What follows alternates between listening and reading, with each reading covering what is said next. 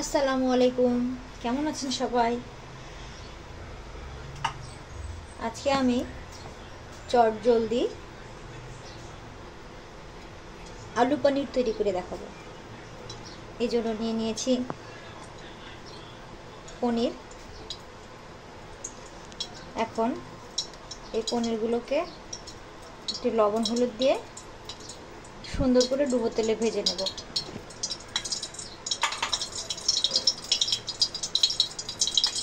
পনির ভাজার জন্য কড়াইতে তেল গরম দিয়ে দিচ্ছি।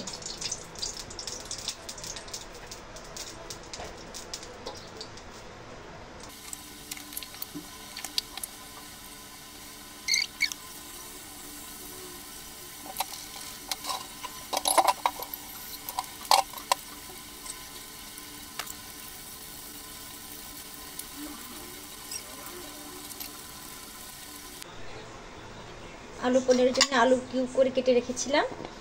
এখন এই আলুগুলো এই তেলে ভেজে নেব।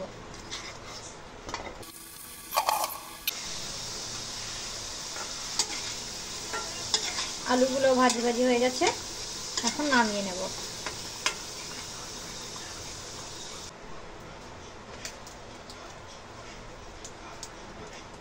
রান্নার জন্য কড়াইতে তেল গরম দিয়ে দিচ্ছি।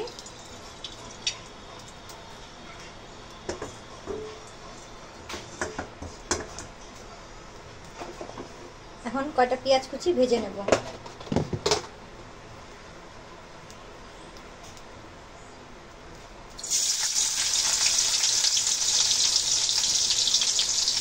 দিয়েছি কয়টা কাঁচা ঝাল। পেঁয়াজ ভাজি ভাজি হয়ে গেছে, এখন সামান্য পরিমাণ পানি দিয়ে দিচ্ছি।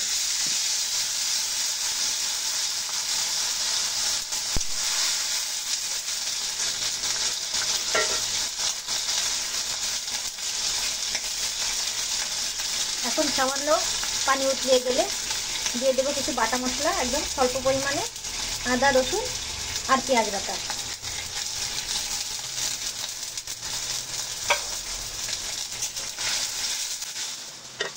এই মশলাটা উতলে গেলে দিয়ে দেবো লবণ হলুদ ঝালের গুঁড়ি আর সামান্য ধনিয়ার গুঁড়ি।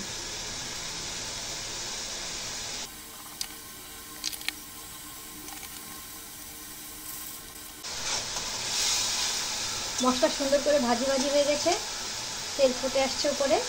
এখন ভাজি পনির আর আলুটা এর ভিতর দিয়ে দেবো। দিয়ে দিচ্ছি একটা এলাইচি আর একটু জয়ত্রী।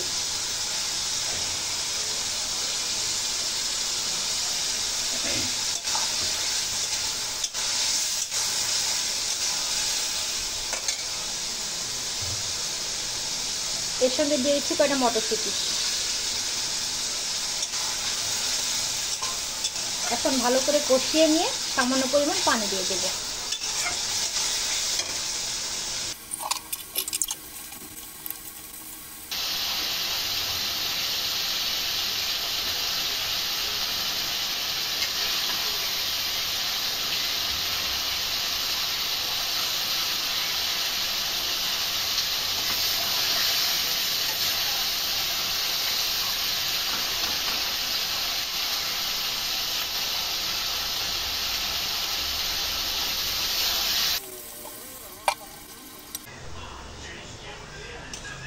তরকারিটি উঠিয়ে গেলে ঢেকে দেব।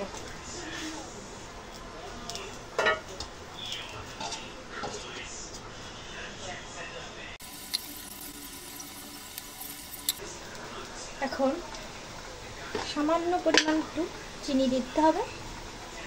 এই যে বাস এতটুকু, 2-3 চিমটি দিয়ে নেড়ে চেড়ে চুলার আঁচ কমিয়ে দিয়ে ঢেকে রাখতে হবে। তারপরে তেল ফুটে গেলে নামিয়ে নিতে হবে। তখন তরকারিটি তৈরি হয়ে যাবে।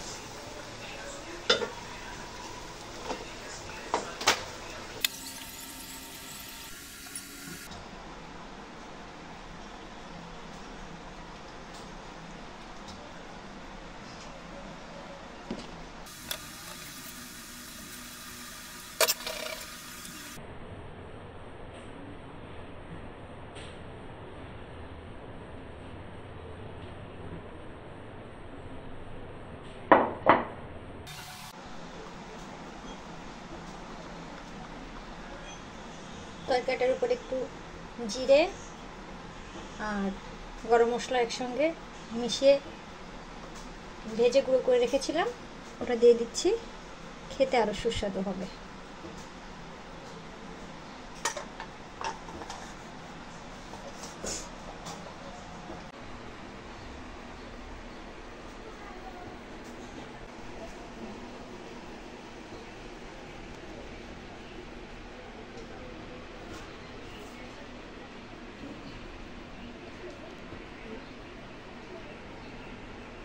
দেখুন তৈরি হয়ে গেছে আলু পনির।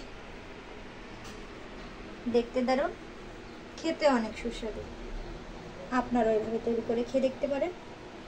ভিডিওটি ভালো লাগলে সাবস্ক্রাইব করবেন, লাইক কমেন্ট শেয়ার করবেন, দোয়া করবেন আমার জন্য। আপনাদের জন্য দোয়া রইল। ধন্যবাদ।